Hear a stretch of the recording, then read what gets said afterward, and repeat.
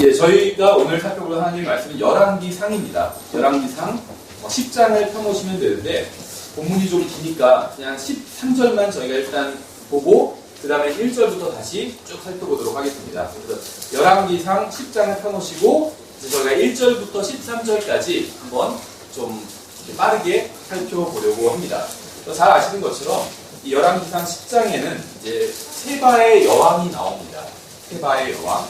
세바의 여왕이 솔로몬의 명성을 듣고 솔로몬을 찾아오게 되죠. 이제 그 이야기를 다루고 있습니다. 그래서 이것을 통해서 이제 오늘 우리들에게 이제 한번 영적으로 좀 적용을 해보려고 합니다.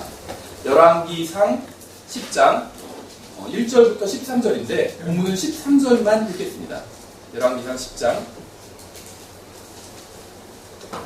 찾으셨으면 13절만 읽겠습니다. 3절이니까 다 같이 읽겠습니다. 자, 시작. 솔로몬 왕이 왕의 항상 중에서 세바의 여왕에게 준 것 외에 또 그녀가 바라는 모든 것, 즉 그녀가 요구할 것은 무엇이든지 그녀에게 주니 이에 그녀가 돌이켜서 자기 신하들과 함께 자기 나라로 갔더라.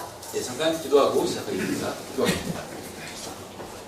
하나님 아버지, 저희들에게 은혜를 내려주셔서 감사드립니다. 저희들 구원해 주시고 또 주님 안에서 정말 예수님을 다시 만난다는 복된 소망을 주시고 또 함께 모여서 주님께 경배를 드리고 교제를 나눌 수 있는 또 형제 자매들을 주셔서 감사드립니다.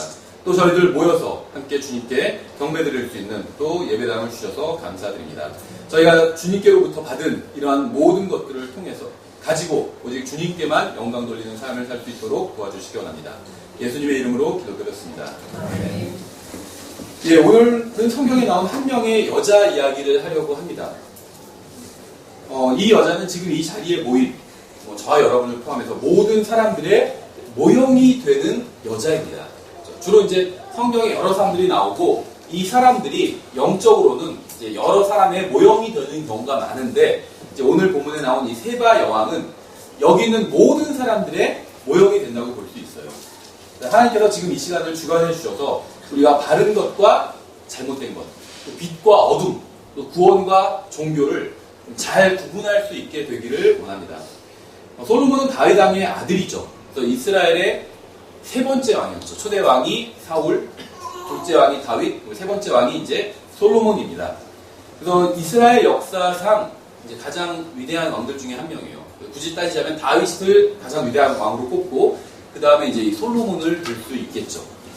솔로몬이 이제 성전을 건축했고 또 이 세상에서 가장 부유한 사람이었고 동시에 또 가장 현명한 사람이었습니다. 그래서 오늘 본문에 나오는 세바의 왕도 한 국가의 통치자였죠. 또 부유했고 현명했고 권력을 가진 자였어요. 그러니까 오늘 본문은 이제 솔로몬과 이제 또 세바의 왕 두 사람이 나오는데 둘 다 한 국가의 통치자였고 큰 부를 소유한 사람들이었고 또 현명한 사람들이었습니다.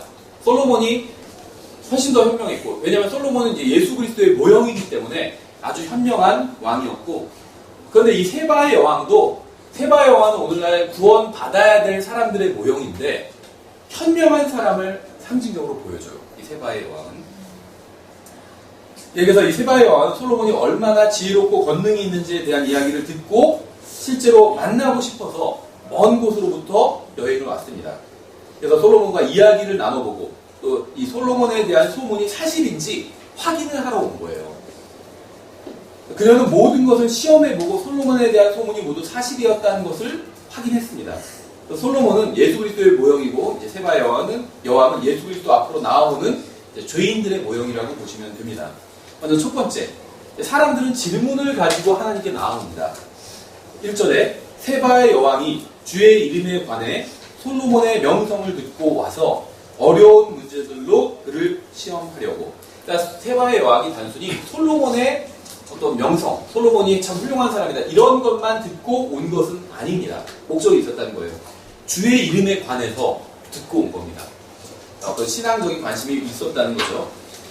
여러분 중에는 예수 그리스도에 대해서 한 번도 들어보지 못한 분은 없을 거예요. 그러니까 여기 계신 분 중에 아니면 지금 이 설교를 앞으로 또 인터넷에서 들으실 분들 중에 예수님을 아직 구원적으로 믿지 않는 분은 있을 겁니다. 하지만 예수님이 누구야? 예수라는 이름 처음 들어본다. 이런 분은 없을 겁니다. 다 한 번씩 들어는 보셨을 거예요. 또 예수님은 창조자고 구원자라고 하는 것도 들어봤을 겁니다. 내가 아직 그렇게 믿지 않아도 예수님을 믿는 사람들은 예수님을 창조자고 구원자로 믿고 있다. 이런 이야기 들어보셨을 거예요. 성경은 예수님께서 십자가에 달리시면 모든 사람들을 그분께로 이끌 것이라고 말씀하고 있어요. 요한복음 12장에 나옵니다. 예수님께서 십자가에 달리시면 하나님 아버지께서 모든 사람들을 예수님께로 이끄신다고 이렇게 되어 있어요. 이 말은 모든 사람들이 이 세상을 떠나기 전에 언젠가 예수님을 만날 수 있는 기회를 얻게 된다는 겁니다. 그렇죠?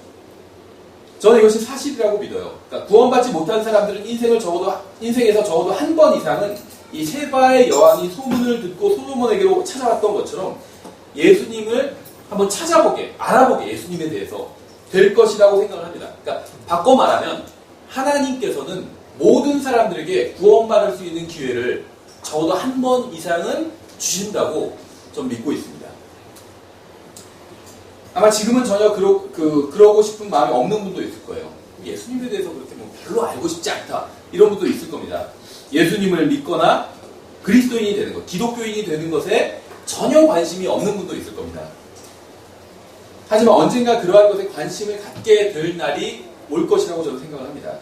언젠가 예수님에 관한 이야기들이 모두 정말 사실인지 확인하고 싶다. 이런 마음이 드는 날이 올 것이라고 생각을 합니다. 저는 모든 사람들이 구원받게 될 것이라는 말을 하는 게 아니라 성경에 그런 말이 없어요. 모든 사람들이 다 구원받게 된다 이런 말은 없습니다. 성경에는. 다만 모든 사람들에게 구원의 기회가 주어질 것이라고 저는 믿는다는 거예요. 성경은 나 곧 예수님께서 하신 말씀이죠. 나 곧 내가 땅에서 들리면 십자가에 눕혀놓고 거기에 못 박고 십자가를 들어 올리거든요. 땅에서 들리면 모든 사람을 내게로 이끌리라 이렇게 말씀하셨어요. 그러니까 이 말은 모든 사람들이 구원받게 될 것이라는 의미가 아닙니다. 이미 구원받지 못하고 죽은 사람들이 있죠. 모든 사람들이 구원받게 되는 건 아닙니다. 성경에 의하면 성경은 예수님께서 십자가에 달리시면 모든 사람들을 예수님께로 이끌 것이라고 말씀하고 있는 거예요. 모든 사람들에게 구원의 기회가 주어진다는 겁니다. 그러니까 억울하게 지옥에 가는 사람은 없다는 거예요. 그렇죠. 그러니까 죄를 지으면 죄값을 치러야 되는데 하나님께서는 모든 사람들에게 피할 길도 내주신다는 겁니다. 죄를 용서받을 수 있는 기회를 모든 사람들에게 내주신다는 거예요. 적어도 아마 제가 하는 이 말에 동의하지 않는 분도 있을 거예요. 아마 어디서 뭐 아프리카 오지 아니면 아마존 오지에서 전혀 복음도 들어보지 못하고 죽는 사람도 있지 않냐 이렇게 생각하실 분도 있을 겁니다. 뭐 거기에 대해서는 저희가 나중에 얘기하기로 하고 중요한 건 뭐냐면 적어도 지금 제 설교를 듣고 있는 분들은 한 번 이상은 구원의 기회를 얻은 분이라는 거예요. 교회에 와서 들으시거나 아니면 인터넷에서 설교를 들으시거나 어쩌면 아직까지 나는 구원의 기회를 가져본 적이 없다. 복음에 대해서 들어본 적이 없다. 그런 분들은 계속 지금 이 설교를 들으시면 갖게 됩니다. 그러니까 적어도 지금 제 설교를 듣고 계신 분들은 구원의 기회를 한 번 이상은 갖게 된다는 거예요. 그렇죠?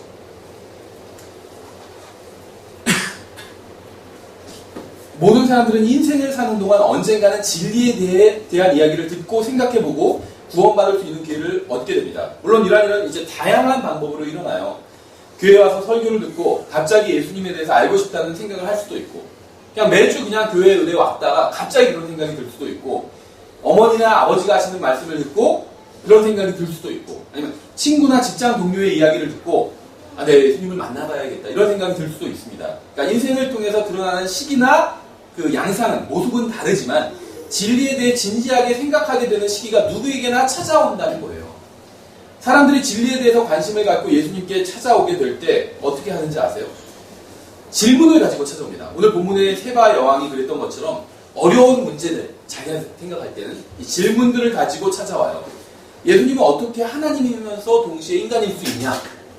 그렇죠. 이런 질문을 하는 사람도 있고 그럼 예수님이 하나님이라고 하는데 어떻게 하나님이 죽을 수 있냐? 이렇게 질문하는 사람도 있고 또 하나님이 실제로 존재한다면 왜 아무런 죄가 없는 갓난 아이들이 죽는 거냐? 이런 질문을 하는 사람도 있어요. 복음을 한 번도 들어보지 못한 아프리카에 있는 예를 들면 이교도들 이런 사람들은 어떻게 되냐? 이런 거 묻는 사람도 있습니다. 아니면 UFO는 뭐냐? 하나님이 계시다면 UFO는 뭐냐? 이렇게 질문하는 사람도 있습니다. 또 아니면 성경이 정말 하나님의 말씀이라면 그게 하나님의 말씀인지 어떻게 아냐? 객관적인 증거가 있냐? 이런 질문을 가지고 오는 사람들도 있습니다. 구원받지 못한 사람들은 저마다 하나님께서 답하실 수 없다고 생각하는 어려운 질문들을 가지고 있어요. 그래서 복음을 전하면 자기가 생각하는 최고의 난이도의 질문을 쏟아내는 사람들이 있습니다. 그리고는 아무도 자신의 질문에 답할 수 없기 때문에 하나님은 존재하지 않는다. 성경은 사실이 아니다. 이렇게 생각을 합니다. 만약 그들도 세바의 여왕이 솔로몬에게로 온 것처럼 예수님께로 이런 질문들을 가지고 진실한 마음으로 나아온다면, 단순히 핑계를 대기 위한 질문이 아니라 정말 궁금해서, 순수하게 궁금해서 이런 질문을 가지고 하나님께로 나아온다면 이 세바의 여왕이 솔로몬을 통해서 만족을 얻었던 것처럼 분명히 만족을 얻을 수 있다고 저는 생각을 합니다. 저는 구원받기 전에도 예수님에 대해서 들어본 적은 있었지만 저는 고등학교 1학년 때 구원받았거든요. 근데 그 전에도 이제 저희 80년대 때는, 제가 초등학생 때는 크리스마스가 되면 뭐 나사렛 예수 이런 영화도 틀어주고 그랬었어요. 그래서 예수님에 대해서 들어본 적은 있었지만 그분이 정확히 누구신지는 몰랐었습니다. 구원받기 전에는. 그러다 우연히 성경을 손에 넣게 되었고 읽기 시작했어요. 여러분, 저에게 어떤 일이 일어나는지 아세요? 제가 성경을 우연히, 사실은 우연이 아니죠. 하나님께서 보실 땐 다 역사하신 거예요. 누구를 통해서 저에게 성경을 주라고 하나님께서 시키신 것이고 그 다음에 하나님 명령에 순종해서 저에게 성경을 준 겁니다. 근데 제가 봤을 때 전 그런 사정을 모르니까 그냥 우연이라고 생각을 하는 거죠. 제가 봤을 때는 우연히 성경이 저의 손에 들어왔고 저는 그 성경을 읽게 되었어요. 근데 제가 그렇게 성경을 읽게 되었을 때 어떤 일이 저에게 일어나는지 아세요? 제가 성경을 미처 끝까지 다 읽기도 전에 제가 가지고 있던 저의 모든 삶에 대한, 죽음에 대한 의문들이 다 풀렸습니다. 성경에는 답이 있었어요. 그러니까 하나님께서는 성경을 통해서 여러분이 하는 모든 질문에 대한 답을 여러분이 원하는 것 이상으로 주실 수 있다는 거예요. 여러분이 정직하고 진실한 마음으로 성경을 읽는다면 여러분은 모든 질문에 대한 답을 얻을 수 있습니다. 심지어 어떤 경우에 답을 얻지 못해도 만족을 얻을 수 있어요. 제가 지금 답을 얻었다고 해서 제가 모든 것을 다 안다는 건 아닙니다. 모르는 게 훨씬 더 많아요. 그렇죠? 생각해보세요. 이 세상에 있는 모든 지식들, 그 다음에 질문들에 대한 답을 제가 얼마나 갖고 있겠어요? 1%도 안 되겠죠. 0.001%도 없겠죠. 제가 가지고 있는 답은. 하지만 저는 성경을 통해서 만족을 얻었다는 거예요. 모르는 게 아직도 많이 있지만 충분히 만족을 얻었고 더 이상 궁금하지 않게 되었다는 겁니다. 문제가 더 이상 저에게 문제가 되지 않게 되었다는 거예요. 여러분은 하나님의 말씀을 통해서 모든 질문에 대한 답을 얻을 수 있습니다. 만족을 얻을 수 있어요. 주님께서는 여러분의 모든 질문에 답해 주시고 여러분의 인생에 만족을 주실 수 있는 분입니다. 어떤 사람들은 이런 질문을 하는 사람도 있어요. 그러니까 정직한 마음으로 묻는 게 아니라 질문을 위한 질문인 거죠. 그러니까 하나님께서는, 보통 하나님의 속성이 전지하시고 전능하시다고 하잖아요. 그러니까 하나님께서는 자신이 들지도 못할 정도로 무거운 돌을 만드실 수 있는가? 이런 질문 들어보신 적 있으세요? 하나님이 자기가 들지도 못할 정도로 무거운 돌을 만들 수 있는가? 그러니까 만일 만드실 수 있다고 하면 그걸 들지도 못하니까 전능하지 않다고 하고, 또 만드실 수 없다고 하면 만드시지 못하니까 전능하지 않다고 하고, 답은 전능하지 않다 이거거든요. 정해져 있는 거거든요. 그러니까 이 문제에 대한 사실 정확한 답은 하나님께서는 그런 돌을 만들지 않으신다입니다. 그러니까 왜냐하면 하나님의 능력은 하나님의 지혜와 관련이 있기 때문에, 그러니까 하나님께서는 아무런 필요도 없는 것을 만들지는 않으신다는 거예요. 어떤 사람들은 UFO에 대해서 묻기도 합니다. 성경을 연구해보면 UFO에 대한 어떤 실마리를 찾을 수도 있어요. 직접적인 말씀은 없습니다. 뭐 실마리는 있을 수도 있겠죠. 근데 그보다 훨씬 더 중요한 것은 구원받는 거예요. 만약 구원받지 못하고 지옥에 간다면 UFO가 사실인지 아닌지 정확히 안다고 해서 이게 뭐가 중요하겠어요. 지옥에서는 아무도 UFO에 대해서는 궁금해하지 않습니다. 그렇죠. 성경에 나와요. 지옥에 있는 사람이 하는 말이 성경에 기록된 경우가 한 번 있죠. UFO에 대한 질문, 뭐 그런 것에 대한 이야기를 하지 않아요. 언젠가 모든 사람들이 하나님 앞에 서서 심판을 받게 됩니다. 확실한 것은 하나님께서는 그 자리에서 UFO에 대해서 묻지 않으실 거예요. 하나님께서는 여러분의 죄에 대해서 물으실 겁니다. 또 예수 그리스도를 믿고 구원받을 수 있는 기회가 있었는데 왜 거절했는지 물으실 거예요. 그렇죠. 그러니까 여기 있는 모든 사람들, 아직 구원받지 않은 분들이라 할지라도 충분히 구원받을 수 있는 기회가 있다는 거예요. 제 설교를 듣고 있는 모든 분들은 구원받을 수 있다는 겁니다. 예수님께서 십자가에서 일어나신 일을 그냥 마음으로 믿고 받아들이면 돼요. 나의 죄값을 치르기 위해서 십자가에서 피를 흘리고 죽으셨다.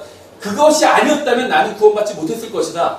이렇게 믿고 함께 용서를 구하면, 십자가를 믿으면 구원받게 됩니다. 그러니까 구원받을 수 있는 방법은 다 있다는 거예요. 그래서 하나님께서는 나중에 큰 왕자 심판석에서 여러분들을 심판하실 텐데, 그때 왜 죄를 지었는지 물으실 것이고, 왜 죄를 용서받고 구원받을 기회가 충분히 있었고 설교도 들었는데도 불구하고 그걸 거절해서 지옥에 구원받지 못했는지 그걸 물으실 거예요. 사람들은 복음을 한 번도 들어보지 못한 사람들은 어떻게 되느냐고 묻습니다.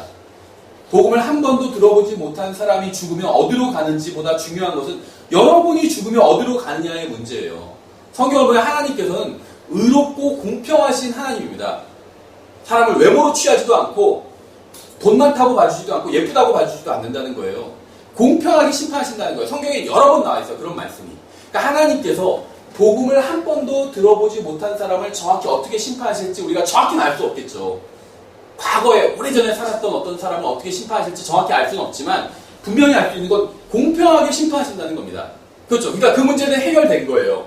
중요한 건 지금 내가 구원받느냐 아니냐. 내가 죽으면 어디에 가느냐. 그게 중요한 거예요. 그렇죠. 알 수 없어요. 사람은 앞으로 일어날 일을.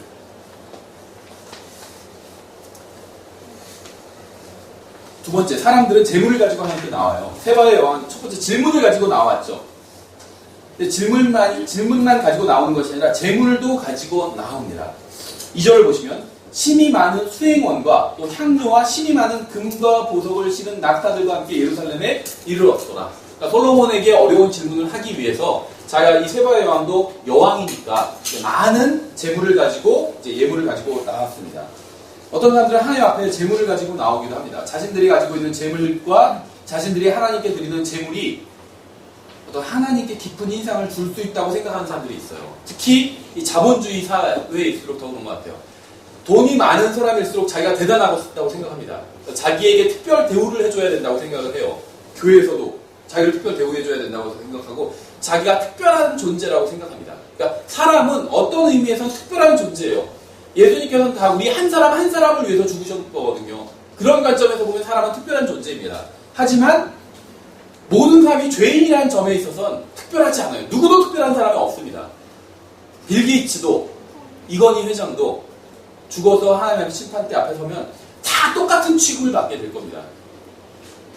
노숙자로 길에서 돌아가신 분이나 그렇죠. 무연고자로 이렇게 처리되는 분들 있잖아요. 누군지도 몰라요. 연고도 없고 그래서 국가에서 그냥 화장해 버려요.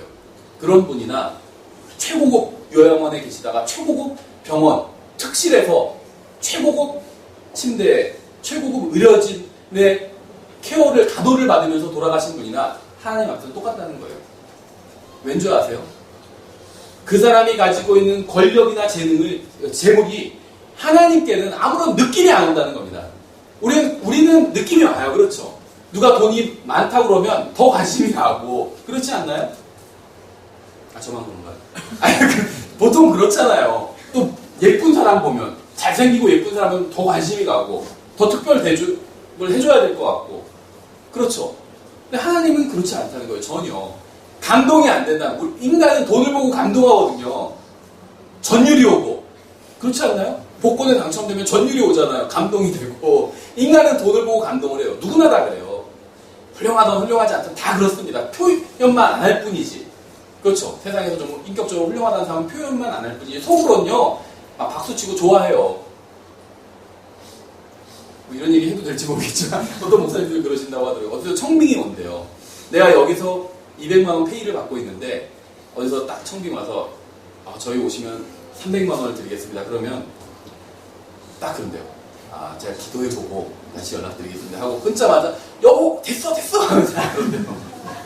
다 그래요. 표현만 안 할 뿐이지 고상한 척 할 뿐이지 실제로는 다 똑같은 인간의 마음이 크게 다르지 않다는 거예요. 근데 하나님은요 우리 인간은 돈을 보고 감동하는데 하나님은 돈을 보고 감동을 전혀 안 하신다는 거예요. 외모를 보고도 감동을 전혀 안 하신다는 거예요. 똑같다는 거예요. 무슨 무슨 장동건 같은 사람이 옥동자 같은 사람이 하나님 보실 때 똑같다는 겁니다. 차이가 없다는 거예요. 교회에 열심히 다녔기 때문에 자기가 하늘나라에 갈 수 있다고 생각하는 사람들도 있습니다. 그러니까 어떤 사람은 자기 재물을 믿는 사람이 있고 어떤 사람은 자기의 종교 어떤 신앙심을 믿는 사람이 있어요. 내가 이 정도로 교회 열심히 다녔으니까 하늘나라는 떼어놓은 당상이겠지 이렇게 생각하는 사람들이 있다는 거죠. 아니면 침례나 세례를 받았기 때문에 어떤 특정한 의식에 참여했기 때문에 내가 구원받지 않았을까. 저희가 오늘 이제 주의 만찬 하는데 주의 만찬에 참여를 내가 꾸준히 했기 때문에 그래도 내가 죽으면 하늘나라에 갈 수 있지 않을까 이렇게 생각하는 사람들도 있어요. 그러니까 선행을 많이 했다거나 헌금을 많이 했기 때문에 하늘나라에 갈 수 있다고 생각하는 사람도 있지만 성경에는 그런 말이 전혀 없습니다. 다른 사람들보다 착하기 때문에 하늘나라에 갈 수 있다고 생각하는 사람도 있지만 성경에는 그런 말이 없습니다. 아무리 인간들끼리 누가 더 착하고 누가 더 그래봤자 하나님의 기준에는 한참 미치지 못해요. 하나님께 감동이 안 된다는 거예요. 세바의 왕은 많은 재물을 가지고 솔로몬을 찾아왔습니다. 오늘날도 많은 사람들이 자신이 가진 많은 재물, 재능, 선행, 열심 이런 것을 가지고 하나님을 찾아와서 그런 것을 주님께 드리고는 자신이 구원받았다고 생각해요. 내가 구원받았기 때문에 그래도 교회에서 이만큼 봉사하고 헌금도 이만큼 했으면 됐지 이렇게 생각하는 사람들이 있다는 거예요. 하지만 우리가 아무리 많은 것을 가지고 하나님께 찾아간다 할지라도 하나님께 조그마한 인상이라도 줄 수 있을까요? 이 세상에서 아무리 많은 재물을 소유한 사람이라 할지라도 하나님께서 소유하신 것에 비하면 티끌에 불과할 겁니다. 우리가 소유한 것이 재물이든 재능이든 그러한 것으로는 하나님께 아무런 감동도 줄 수 없다는 거예요. 셋째 하늘에 있는 왕자에 앉아 계신 하나님께서는 하늘과 땅과 별과 모든 보물과 보석과 가축과 기름과 광물을 소유하고 계신 분입니다. 이 세상에 있는 것 중 하나님의 것이 아닌 것은 아무것도 없어요. 그런데 그런 하나님께서 인간이 소유한 어떤 재물, 재능, 외형 이런 것에 감동을 받으실까요? 아무리 많은 돈을 지불하며 구원을 사겠다고 한들 하나님께서 그러한 제안에 관심이나 가지실까요? 이런 거랑 똑같아요. 제가 집을 내놨는데 어떤 사람이 3,000원에 사겠습니다. 저한테 그런다고 해서 꿈쩍도 안 하겠죠. 똑같다는 거예요. 모든 것을 하나님께서는 가지고 계신 분이기 때문에 시간도 없는 영원 전에 우리가 생각조차 하지 못할 그 시기에 전능하신 하나님께서 계셨습니다. 하나님께서 우리가 상상도 하지 못할 오랜 기간을 지나신 뒤에 어느 날 세상을 창조하시고 또 아담을 창조하셨어요. 그리고 1000년이 가고 2000년이 가고 6000년이 지났습니다. 하나님께서는 영원부터 지금까지 이루 말할 수 없는 기간 동안 단 한 번도 죄를 지으신 적이 없습니다. 그렇죠? 성경에 의하면 인류 역사는 6000년인데 하나님은 훨씬 더 오래전부터 영원부터 계신 분이에요. 근데 하나님은 그 영원부터 지금까지 단 한 번도 죄를 지은 적이 없으시다는 거예요. 그렇죠? 그러니까 성경 사실이라면 이게 사실이죠. 그런데 어떤 사람이 자기가 지난 50년간 단 한 번도 죄를 지은 적이 없다. 그럼 인간적으로 봤을 때 훌륭하죠. 50년간 생각해보세요. 50년간 내가 죄를 지은 적이 없는 기록을 가지고 있다. 그러면 대단한 사람이에요. 그 사람은. 여러분 얼마간 기록을 가지고 계세요? 죄를 하나도 지은 적이 없다. 50년은커녕 일주일도 안 돼요. 솔직히 그렇지 않나요? 작은 죄들까지 다 따진다면. 그런데 하나님은 영원 동안 죄를 지으신 적이 없으세요. 한 번도. 근데 누가 50년간 죄를 지은 적이 없다 해서 사람들한테는 대단하다는 박수갈채 받을지 몰라도 하나님 앞에서는 아무것도 아니라는 겁니다. 그렇죠? 영원 동안 단 하나의 죄도 지은 적이 없는 분께서 누군가 60년 동안 자신이 단 한 번도 죄를 지은 적이 없다고 주장한다고 해서 하나님께서 그 사람을 보고 감동하실까요? 감동이 안 된다는 거예요. 우리는 하나님의 관점으로 봐야 됩니다. 하나님의 입장에서 생각해 봐야 돼요. 아무리 훌륭한 사람이 있다 하더라도 하나님의 입장에서는 그 사람이 훌륭해 보이지 않는다는 거예요. 그러니까 인간의 입장으로 보니까 저 정도면 구원받겠지. 나 정도 훌륭하면 내가 기부도 많이 하고 선행도 많이 하고 전과도 없고 나 정도 훌륭하면 그래도 죽어도 하늘나라 가겠지. 이건요 인간의 관점으로 보기 때문이에요. 그러니까 하나님의 관점으로 봐야 된다는 거예요. 아무리 선한 사람이 있다 하더라도 하나님의 입장에서는 그 사람이 선해 보이지 않는다는 겁니다. 마음속 깊은 곳까지 다 알고 계세요. 의도까지. 아무리 부유한 사람이 있다 하더라도 하나님 입장에서는 그 사람이 부유해 보이지 않으신다는 거예요. 그렇죠. 하나님께 수백억 원을 드린다고 해서 하나님께서 감동하시겠까요? 하나님께서는 인간을 위해서 자신을 내어주셨습니다. 인간이 어떤 희생을 한다고 해서 하나님께서 그것에 감동하실까요? 사람들은 많은 금과 보석과 낙타들과 향료들과 선행과 재능을 가지고 이 세바의 왕처럼 하나님 앞으로 나아옵니다. 그리고는 자신이 그러한 것들을 하나님께 드렸기 때문에 구원받을 수 있고 또 하나님께 인정받을 수 있고 하나님께 좀 감동을 드렸겠지 이렇게 생각을 해요. 하지만 그러한 것들은 하나님께 아무런 의미도 없습니다. 그러한 것으로 하나님께 받아들여질 수 없다는 거예요. 오직 하나님께서 십자가 위에서 여러분을 위해서 해주신 일을 받아들이는 것만이 하나님께 받아들여지는 유일한 방법이라는 거예요. 그러니까 하나님의 기준은 예수 그리스도예요. 다른 건 성이 안 차요. 예수님께서 하신 일, 예수님만을 하나님께서 받아주신다는 겁니다. 그래서 우리가 그 십자가를 믿고 예수 그리스도 안으로 들어가면 우리도 예수 그리스도와 함께 하나님께 받아들여진다는 겁니다. 세 번째, 시간이 많이 지난 것 같은데 세 번째인데 지금 주보는 11번까지 있죠. 걱정하지 않으셔도 됩니다. 뒤에 건 굉장히 짧아요. 앞에 건 길고, 그래서 저희가 절반 가까이 했습니다. 설교자는 성도들에게 평안을 줘야 되잖아요. 마음속에 평안을 드리기 위해서 드린 말씀이에요. 세 번째, 하나님 앞에 나아갈 때 자신이 가야 할, 가지고 가야 될 이제 중요한 것이 있습니다. 세바의 여왕은 질문들, 재물 이런 걸 갖고 갔는데 정말 중요한 것이 있어요. 2절에 뒷부분에 그녀가 솔로몬에게 나와 자기 마음속에 있던 모든 것에 대하여 그와 대화하며 하나님 앞에 나아갈 때 여러분이 할 수 있는 가장 최선의 방법이 무엇인지 아세요? 많은 질문, 많은 재물 이것이 아니에요. 정직한 마음으로 마음속에 있던 모든 것을 가지고 하나님 앞에 나오는 겁니다. 여러분 성경을 읽어야 됩니다. 그런데 중요한 것을 잊지 말아야 돼요. 여러분 중에 아직 구원받지 못한 분이 있다면, 구원받지 못했다는 말은 뭐냐면 교회에 와본 적도 없다, 헌금을 한 적도 없다, 봉사를 한 적도 없다, 직분을 받아본 적도 없다 이런 얘기가 아닙니다. 예수님을 나의 개인의 구원자로 한 번도 믿은 적이 없는 게 구원받지 못한 거예요. 개인의 구원자로 받아들이는 건 예수님께서 십자가 위에서 죽으신 것이 나 때문에, 다른 사람 위해서도 죽으신 거지만 특히 나 때문에 죽으신 거다 이렇게 믿는 게 개인의 구원자로 믿는 겁니다. 그렇죠? 여러분 중에 아직 구원받지 못한 분이 있다면 오늘 집에 가서 TV나 라디오를 켜지 말고 인터넷도 하지 말고 방에 들어가서 문을 닫고 무릎을 꿇고 하나님께 정직한 마음으로 한번 기도해 보세요. 지금 현재 하나님을 믿지 않고 있어도 상관이 없습니다. 하나님을 믿지 않는다고 기도로 얘기를 하시면 됩니다.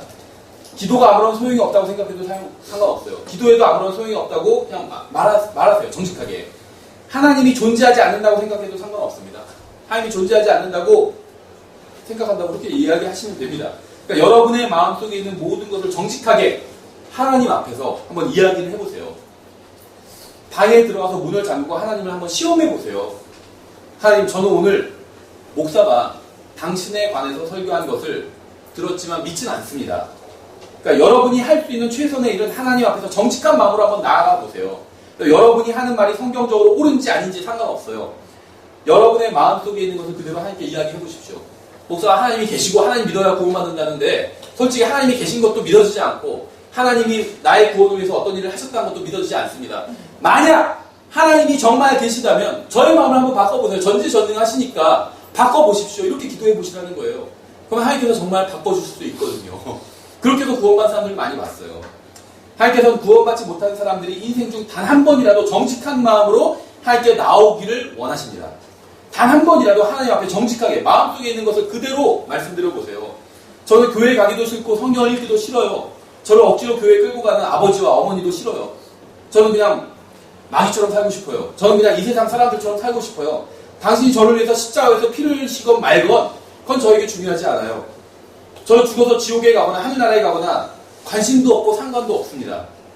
만약 여러분 중에 구원받지 못한 분이 있다면 단 한 번이라도 정직한 마음으로 이런 기도도 괜찮아요. 한번 기도해 보세요. 단 한 번만이라도 하나님 앞에서 마음을 쏟아나 보세요. 만약 하나님께서 존재하시고 하늘나라 지옥이 존재하고 모든 사람이 하나님의 심판을 받게 된다는 것이 사실이라면 여러분은 반드시 이 세상에 사는 동안 예수 그리스도를 만나야만 합니다. 하나님이 정말 계시다면 그분을 반드시 만나야 돼요. 그분을 만나지 않으면 그건 정말 큰일 난 거예요.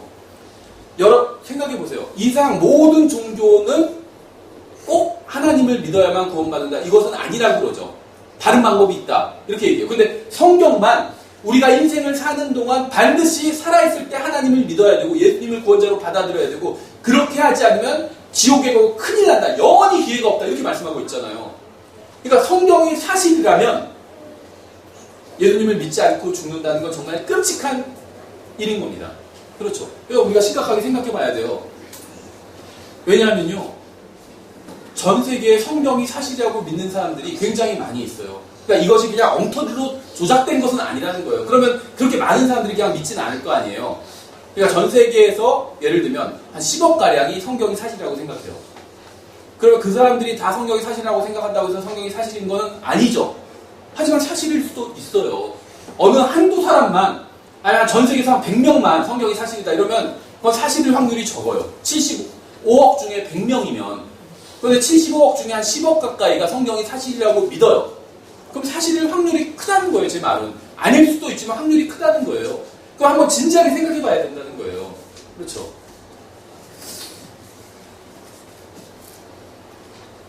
근데 여러분이 정직한 마음으로 하나님 앞에 나와서 마음속에 있는 것들을 쏟아놓는다면 여러분은 예수님을 만날 수 있을 겁니다. 하나님께서는 여러분이 하는 모든 말을 아시고 여러분의 모든 생각을 아십니다. 하나님께서는 여러분의 마음속에 무엇이 있는지 아세요. 정직한 마음으로 나아가서 하나님께 여러분의 마음속을 쏟아놓는다면 하나님께서는 여러분을 예수 그리스도께로 인도해 주실 겁니다. 정말 하나님 계시고 살아계시고 전능하시다면 저를 예수님 만나게 해주세요. 이렇게 기도해 보시라는 거예요. 그럼 진짜 만나게 해주신다는 겁니다. 하나님께서는 정직한 마음으로 주님께 나오는 사람을 찾고 계십니다. 그런 사람을 찾아서 복을 주시고 구원해 주시고 아들로 삼아주기 위해서 찾고 계신 거예요. 하나님께서는 정직한 마음으로 나와서 마음속을 쏟아놓는 사람을 찾고 계세요. 이것은 구원받은 사람들에게도 해당되는 진리입니다. 구원받은 많은 사람들이 거룩하고 의로운 척 하면서 살아가고 있어요. 저도 마찬가지입니다. 그리스도로 사는 게 전혀 즐겁지도 않은데 즐거운 척 하면서 사는 사람들이 굉장히 많이 있습니다. 구원받기 전에도 그런 위선이 전혀 도움이 되지 않았던 것처럼 구원받고 나서도 전혀 신앙 성장에 도움이 되지 않습니다. 그러니까 위선, 아닌데 그런 척하는 게 위선이잖아요. 이건 전혀 도움이 되지 않아요. 전혀 구원받지 못하는데 구원받은 척하는 게 도움이 되지 않죠. 근데 구원받고 나서 전혀 신앙생활이 즐겁지 않아요. 괴로워 죽겠어요, 오히려. 그런데 즐거운 척하는 게 도움이 되지 않는다는 거예요.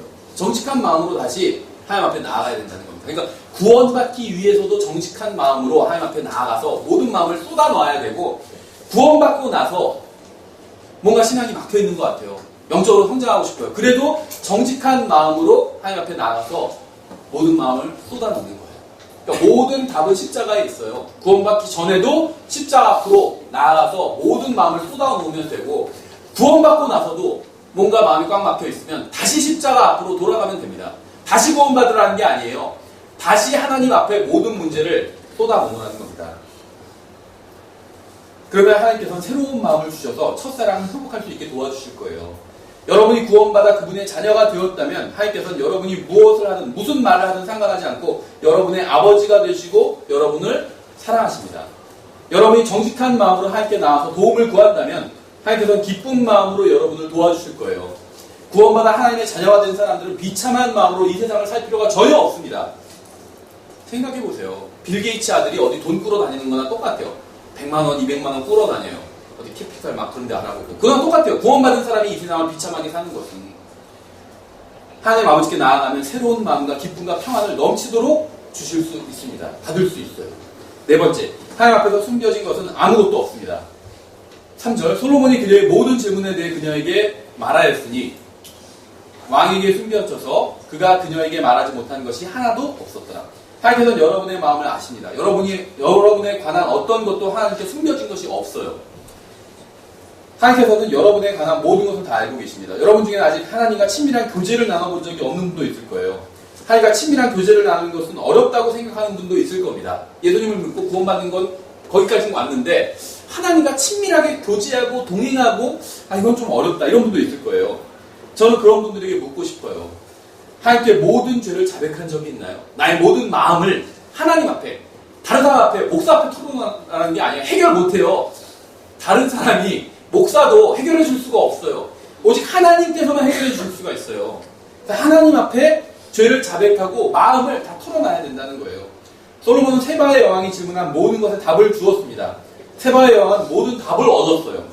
하지만 그러기 위해서는 먼저 정직한 마음으로 나오는 것이 필요하다는 거죠. 다섯 번째, 4절 5절. 세바의 여왕이 솔로몬의 모든 지혜와 또 그가 건축한 집과 그의 상의 음식물과 그의 신하들의 앉은 것과 그의 일꾼들의 섬기는 것과 그들의 의복과 그의 잔나르는 자들과 그가 주의 집에 올라갈 때 쓰는 그의 오르막 통로를 보고는 더 이상 정신이 없어서. 그러니까 막 이제 공무원들 어떻게 일하나 이런 거 시찰도 다 해본 거죠, 와서.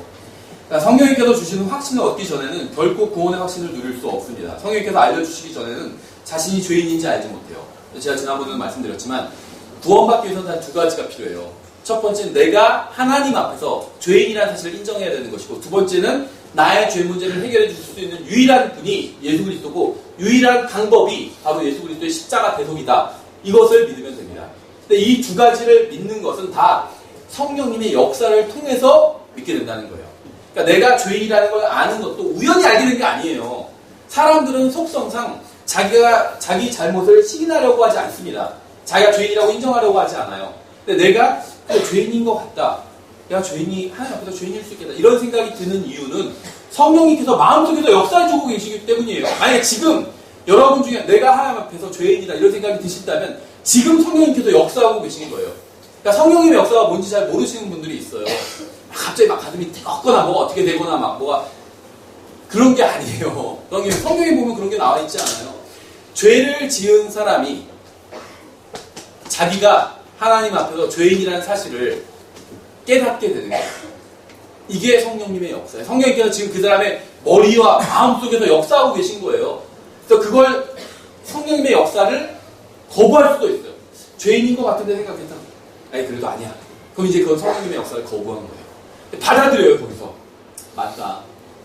내가 다른 사람들 앞에서는 죄인이 아닐지 모르지만 하나님 앞에서 절대적으로 의로우신 분 앞에서 내가 죄인이지 인정을 하잖아요. 그러면 하나님께서는 그 다음에 그 사람을 예수 그리스도께로 인도해 주십니다. 예수님이 구원자라는 사실을 알려주세요.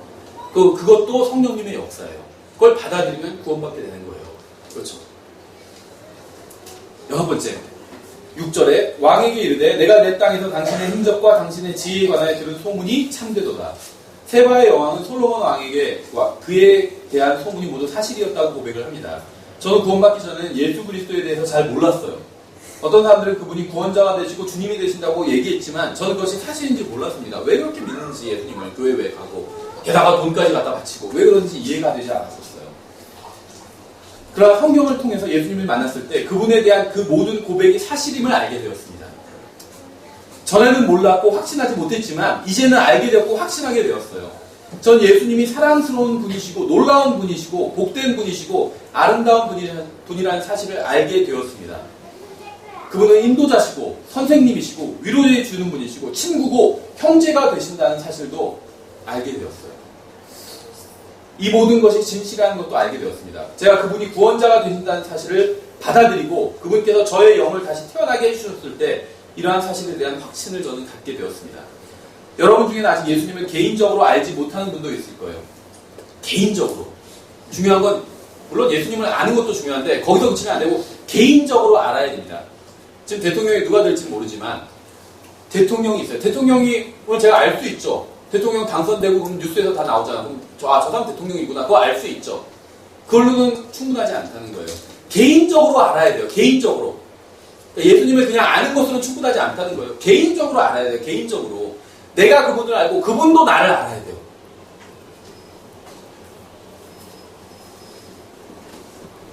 만약 예수님을 개인적으로 모르는 분이 있다면 정직한 마음으로 하나님 앞에 나와서 예수님을 알게 해달라고 기도하십시오. 난 예수님 아직 믿지 않아요. 하나님 믿지 않아요. 그러나 하나님이 진짜 계시고 전능하다고 하시니까 당신이 정말 계시고 전능하시다면 내가 예수님을 개인적으로 알 수 있게 해주세요. 이렇게 한번 기도해 보시라는 거예요. 그럼 하나님께서 그런 기도를 거절하신 적이 한 번도 없어요. 구원받을 수 있다는 겁니다.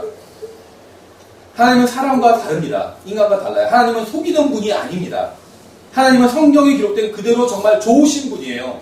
만약 여러분이 그분께 나와서 예수 그리스도를 개인적인 구원자로 받아들이고 그분과 개인적인 관계를 맺게 된다면 여러분은 단지 머리로만 그분이 정말 좋은 분이라고 아는 게 아니라 체험으로 알게 될 겁니다.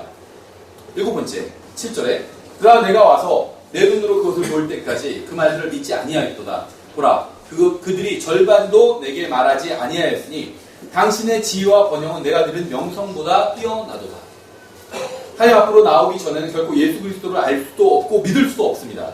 제가 여러분에게 복음을 전하고 예수 그리스도께서 무슨 일을 해주셨는지 말해줄 수는 있지만 그분을 받아들이고 믿는 것은 여러분 개인의 몫이에요. 만약 여러분이 예수님을 믿게 되면 제가 말하는 것보다 훨씬 더 좋은 분이라는 사실을 알게 될 겁니다. 제가 예수님에 대해서 말하고 표현하는 게 절반도 되지 않는다는 걸 알게 될 거예요. 여러분이 예수님을 개인적으로 알게 되면 제가 말하고 표현하는 것보다 예수님이 훨씬 더 좋은 분이었다. 이렇게 고백을 하게 될 겁니다. 저는 예수님을 믿기 전에 예수님이 이렇게 좋은 분인지 몰랐어요. 예수님이 좋은 분이라고 말해주는 사람은 있었지만 이렇게 좋은 분인지 몰랐습니다. 아마 여러분도 구원받고 나면 제가 하는 말이 예수님에 대해서 극히 일부도 묘사하지 못했다는 사실을 알게 될 거예요. 그렇죠? 예수님 뭐 좋은 분이라고, 그래 뭐 좋은 나쁜 분은 아니겠지, 이렇게 생각하는 분이 있을 겁니다. 예수님을 아직 개인적으로 만나본 적이 없는 분들은. 근데 만약에 예수님을 개인적으로 만나서 구원받잖아요. 그럼 저 이유진 형제가, 저 목사가 표현을 제대로 못한 거구나, 그렇게 생각이 됐을 거예요. 예수님은 저 사람이 좋다고 했던 것보다 훨씬 더 좋은 분이었구나, 그걸 깨닫게 될 거예요. 그거는 머리로 아는 것보다 경험으로 알게 될 때 얼마나 좋은 분인지 제대로 알 수 있습니다. 8번째, 8절에 당신의 사람들은 행복하도다. 당신의 이 신하들은 행복하도다. 그들이 항상 당신 앞에 서서 당신의 지혜를 듣는도다. 솔로몬 왕과 함께 했던 사람들은 행복한 사람들이었습니다. 항상 그의 지혜를 들을 수 있었기 때문이에요.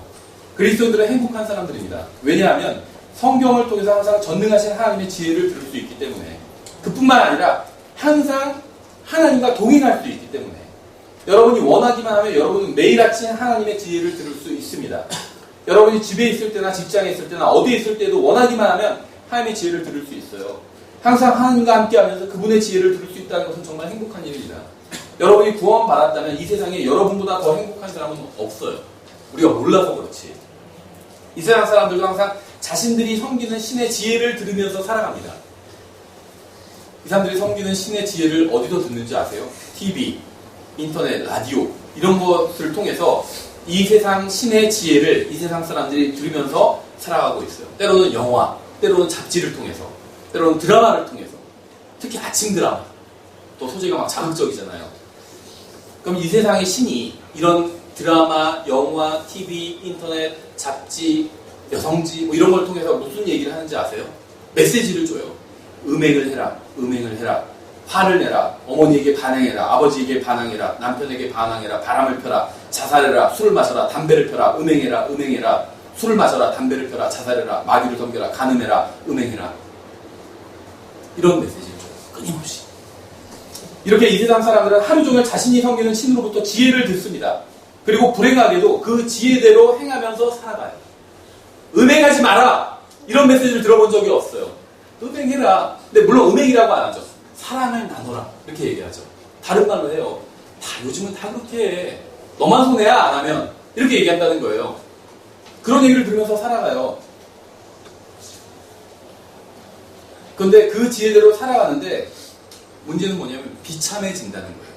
그래서 이 세상이 가르치는 대로 살아가는데 왜 내가 비참한지 의아해한다는 겁니다.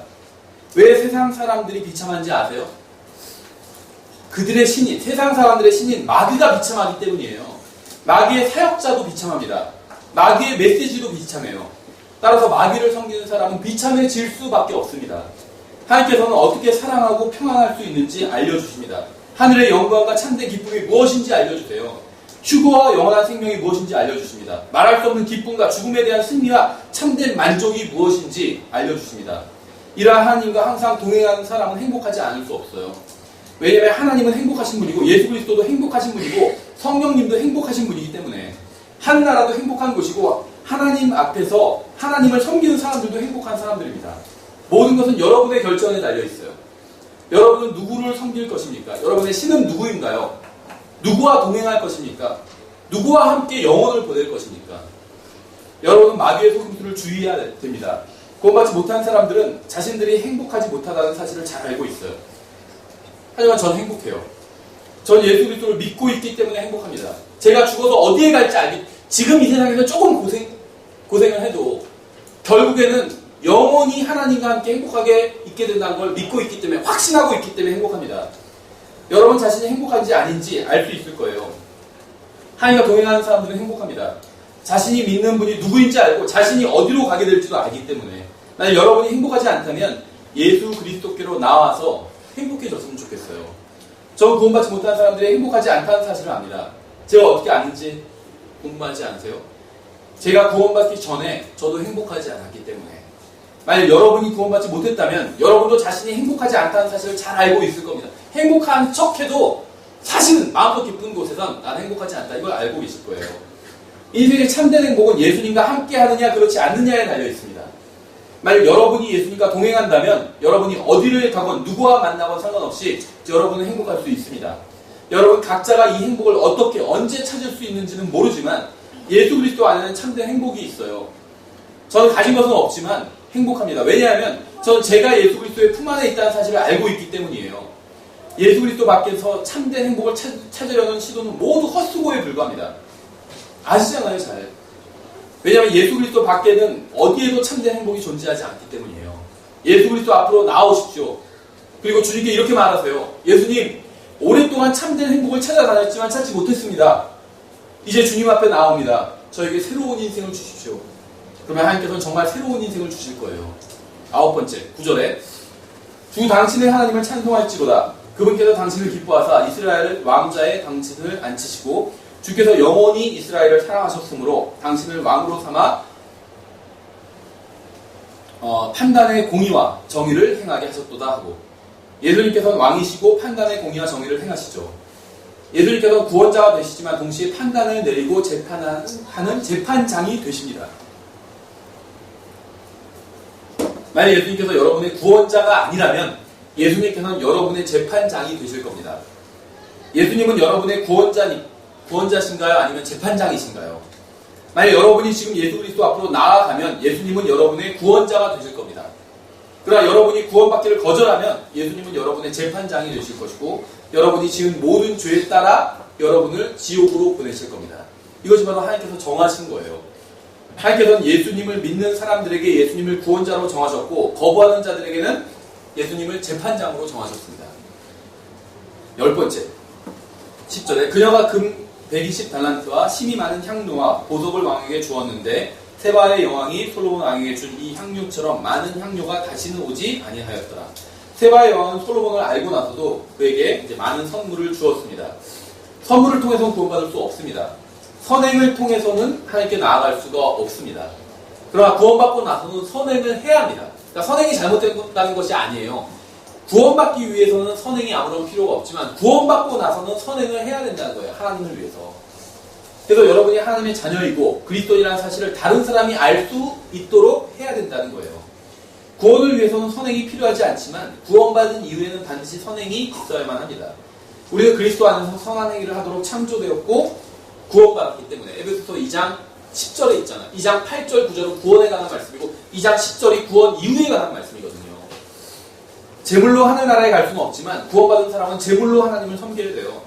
사람들은 구원받기 위해서 선행을 하고 제물을 쓰지만 그것은 하나님께서 정하신 순서가 아닙니다. 구원받은 사람이 선행을 하고 자신의 제물과 재능으로 하나님을 섬기고 다른 사람들을 섬겨야 돼요. 이것이 바로 하나님께서 정하신 순서예요. 하나님을 기쁨으로 섬기는 사람들로 인해서 우리는 필요한 것들을 공급받고 있는 거죠. 사람들이 억지로 복음을 전하게 하지 않아도 복음을 전하는 이유는 그것으로 인해서 참된 기쁨을 얻기 때문이에요. 그러니까 재능이든 재물이든 시간이든 감정이든 그것이 무엇이든 간에 하나님을 섬기기 위해서 여러분이 희생하는 것은 여러분이 되돌려 받게 될 복과 비교한다면 극히 작은 것에 불과할 겁니다. 마지막으로 11번째 13절에 솔로몬 왕이 왕의 하사품 중에서 세바의 여왕에게 준 것 외에 또 그녀가 바라던 모든 것, 즉 그녀가 요구한 것은 무엇이든지 그녀에게 주니 이에 그녀가 돌이켜서 자기 신하들과 함께 자기 나라로 갔더라. 솔로몬 왕은 세바의 여왕에게 그녀가 원하는 모든 것을 주었습니다. 이것이 바로 예수님께서 구원받은 사람들에게 해주시는 일이에요. 예수님께서는 너희가 내 이름으로 무엇을 구하든지 내가 그것을 행하리니 이것은 아버지께서 아들 안에서 영광을 받게 하려 함이라. 너희가 내 이름으로 무엇이든지 구하면 내가 그것을 행하리라. 이렇게 말씀하셨어요. 여러분은 구원받기 원하시나요? 예수님께서 여러분을 구원해 주실 겁니다. 여러분이 요청하기만 하면. 하늘나라에 가기를 원하시나요? 예수님께서 여러분을 하늘나라로 데려가 주실 수가 있어요. 행복해지기를 원하시나요? 예수님께서 여러분에게 행복을 주실 수 있습니다. 복을 받기 원하시나요? 예수님께서 여러분에게 복을 주실 수 있어요. 건전한 마음을 갖게 되기를 원하시나요? 예수님께서 여러분의 마음을 새롭게 해주실 수 있습니다. 기쁨을 원하시나요? 예수님께서 여러분에게 기쁨을 주실 수 있어요. 여러분이 예수님의 이름으로 그분의 뜻대로 무엇이든지 구하면 예수님께서 그것을 행하시고 주실 겁니다. 하지만 그뿐이 아니에요. 하나님께서는 우리가 원하는 것뿐 아니라 우리가 구하지 않은 것도 우리에게 주실 겁니다. 우리가 셀 수 없을 정도로 하늘에 속한 복을 우리에게 풍성히 주실 거예요.